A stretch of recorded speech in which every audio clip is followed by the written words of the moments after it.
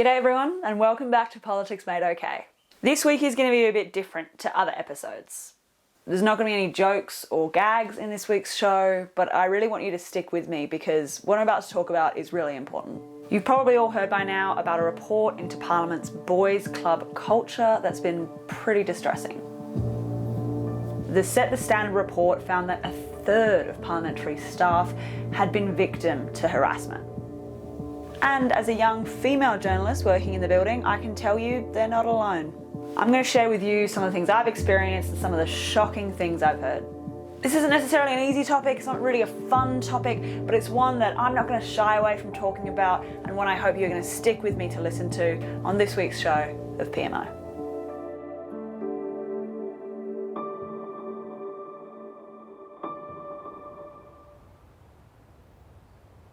Welcome to Parliament House. It's a place where laws are passed and people are pretty proud to work. And, it makes sense. This is the Federal Parliament of Australia. But what some people have endured in the process of working here, it's nothing short of horrific. And that's never been put as plainly as in the 450-page Set the Standard report by Sex Discrimination Commissioner Kate Jenkins. And yeah, it did confirm what I just told you, that people love working here and that it can be one of the most rewarding experiences of people's entire career. But it also showed that a huge number of people have been bullied, harassed, sexually assaulted and terrorised. And that right there wasn't the worst piece of evidence we heard from the report. One person who Kate Jenkins interviewed called this the most sexist place they'd ever worked. Another person said that there are predators in this building that everyone knows about. And then there was the horrific piece of evidence that we heard of an MP who leaned over to someone, and that person thought that, hey, this MP is leaning in to talk to me. But no, they leant over and stuck their tongue down that person's throat.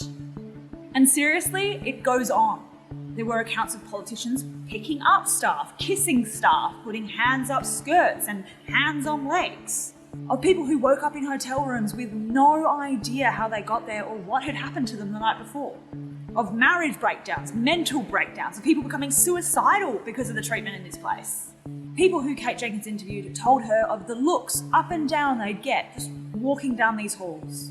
Of the reminders every single day that this is a man's world. And of the chest pain and panic experience just walking into this building. This report captured the accumulative shame of Parliament House that had largely remained unspoken. And how did years of institutional harassment and abuse finally come out in this way? Was it one of our politicians? A senior member of Parliament? A powerful group within this place? No, it was one woman. A woman who is my age and, like me, was just starting out in this place. In 2019, when she was working as a Liberal staffer, she went out for drinks in Canberra with colleagues. She was brought back here and allegedly raped by one of those colleagues. Brittany Higgins started this. She basically gave up what could have been this really long career, and she's probably never going to step foot in this place ever again. And yet, she came forward anyway. I was raped inside Parliament House by a colleague. Speak up, share your truth, and know that you have a generation of women ready, willing, and able to support you. And as is becoming more and more clear, Brittany's not the only one. There's Dhanya, another Liberal staffer who came forward with allegations that she'd been assaulted. Or Chelsey, who says she was assaulted by a male colleague while working for Simon Birmingham in 2015. And then there's all the MPs and senators who have been more vocal about some of this toxic culture. There's Gillard, who of course is famous for that misogyny speech. Or former Foreign Minister Julie Bishop, who's come out publicly and said that, yeah, there's a real culture here of not wanting to rock the boat. Or Greens Senator Sarah Hanson-Young, who just this week got up in Parliament to stand up for another female senator, Jackie Lambie, who was being growled at by a male Liberal senator on the other side.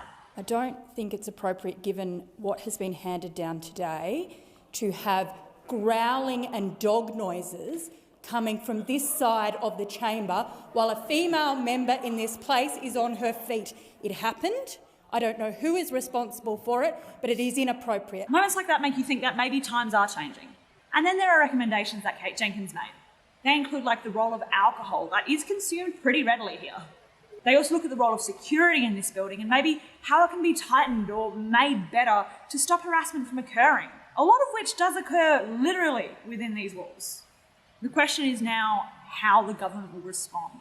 We'll have to wait and see which recommendations they implement and how. But I wanted to finish on this. Some people I've spoken to have questioned some of the things in this report. They've said that in some of these examples, there's no way of knowing if they happened 10 years ago or in 2021. And that's a fair enough point. But let me just be clear. This happens. It happened back then and it's happening now. It's happened to me. I'm talking about things like the hand on the lower back when a male parliamentarian asks if I want another drink. Or like the unnecessary messages trying to make conversation late at night. And how me and all my peers, we talk about who to avoid, who never to be alone with. And of course, all the comments about my appearance, whether it's the shape of my body, or like the cut of my hair and what that says about my sexuality. This isn't just something that happened 10 years ago. It isn't even something that happened just before Brittany came forward. It's something that is still happening. The good news is thanks to Brittany and things like this report, it's being talked about. And I hope that you got something out of me talking about it to you on this week's show. So yeah, that was a lot. But to round off the episode, I'm going to finish it like I always do, with the week that was in 60 seconds. And it all starts now. A new COVID-19 variant called Omicron has entered Australia, and for what feels like the millionth time, our plans for a new year have been thrown into chaos. Scott Morrison has launched an inquiry into online trolls and will also introduce legislation to unmask these keyboard cowboys. MPs and senators will have to publicly disclose if they've done a 1-hour voluntary training into sexual harassment and bullying in the workplace. Scott Morrison says he's very, very disappointed in Liberal Senator David Van for growling at Jackie Lambie, but Van, while apologising, said he didn't make that noise. The economy contracted, as we all knew it would in the September quarter, by almost 2%, and it's all thanks to those lockdowns. One Nation's bill to scrap vaccine mandates was debated again, but surprise, surprise, was voted down. Christian Porter will end a 14-year career in politics at the next election after a rough few months where he first gave up being Attorney General and then a minister at all. Ouch.